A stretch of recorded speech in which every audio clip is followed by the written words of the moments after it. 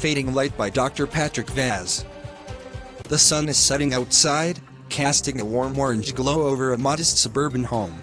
The living room is cluttered with books, a half-empty coffee cup, and crumpled takeout containers. David, a teenager with a withdrawn expression, sits slouched on the couch, scrolling mindlessly through his phone. His mother, Karen, a middle-aged woman who looks tired but distracted, enters the room while talking on her cell phone. Karen, on the phone. Yeah, I'll get those reports to you by Monday. No, it's fine. I'll work through the weekend. Okay, talk soon. She hangs up, barely glancing at David, then turns towards the kitchen, talking more to herself than to him. Another long day, huh? I've got to finish this presentation before tomorrow. Sure, Mom. Like always. What was that, honey? Nothing. Just. Never mind. Karen starts typing on her laptop, not noticing David's hand trembling slightly as he pulls a small vial from his pocket. He hesitates for a moment, glancing at his mother, who is too engrossed in her work to see him. You wouldn't even notice if I disappeared. Did you say something, sweetie? I said, you wouldn't even notice if I was gone, would you?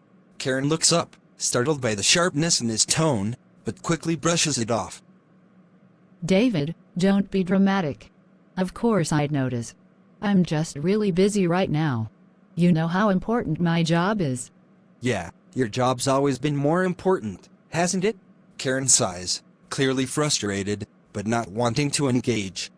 We'll talk later, okay? I need to focus on this right now. David stares at her for a moment, feeling the growing weight of isolation pressing down on him. He clenches the vial in his hand and stands up abruptly. Later. It's always later.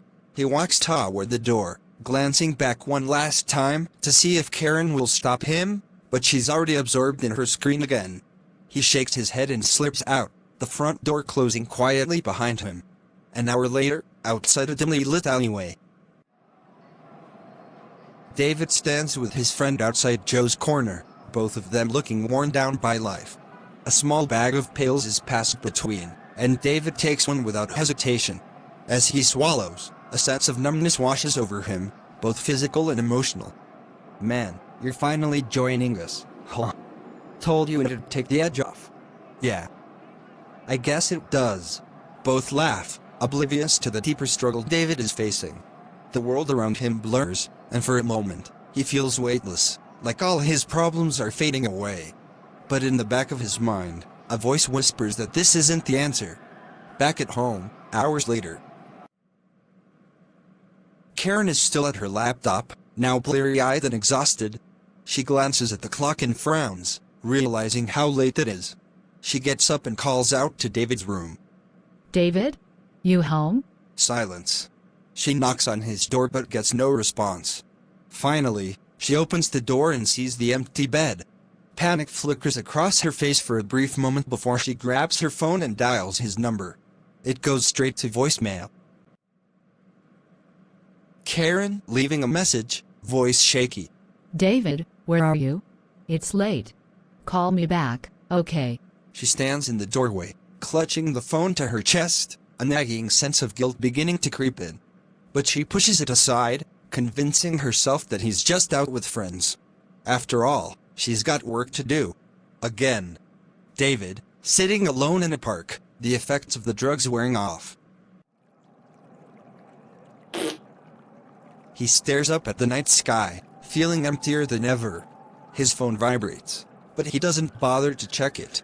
The voicemail notification flashes briefly before fading into the darkness of the screen, much like his fading hope that anyone truly cares. Guess it's just me now. He sits there, the weight of everything finally settling on his shoulders. The streetlights flicker on, casting long shadows around him as he disappears further into the night, lost in a spiral of addiction that had been creeping in long before this moment. The next morning, Karen sits at the kitchen table, her phone beside her, waiting for any word from David. The house feels unnaturally quiet, the weight of her neglect slowly sinking in as the hours pass. She glances at her phone, willing it to ring, but deep down, she knows she missed the signs. And now, it might be too late. Where did I go wrong? She doesn't realize that the answer lies in the very silence that now surrounds her. The end by Arpita Foundation for Mental Health. Thanks for watching. Visit our website, www.arpitfoundation.org. Like, share, and subscribe. Stay tuned for more.